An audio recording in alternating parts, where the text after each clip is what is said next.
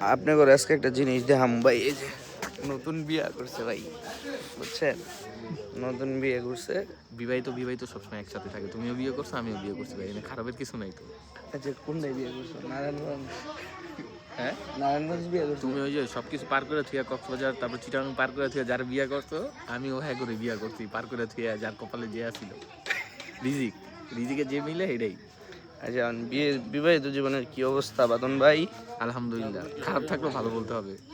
মুখে কি হালকা ফেসিয়াল হয়েছে নাকি? কার তোমার? হ্যাঁ মনে হচ্ছে।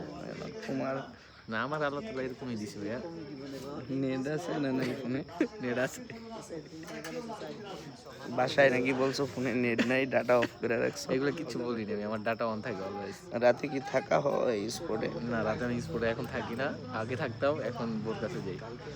যাক আলহামদুলিল্লাহ। হ্যাঁ, তুমি কিছু ভিউ কাম আমাকে দিয়ে, আমি বুঝতে পারছি। আর তোমার তো আবার আলাদা একটা ভিউ আছে, সবসময় কক্সবাজারে গিয়ে একটা ভিউ দাও তুমি। অবশ্যই অবশ্যই। তবে আজকে তোমার কক্সবাজারের ওই গেট আপটা থাকলে ভালোই লাগতো।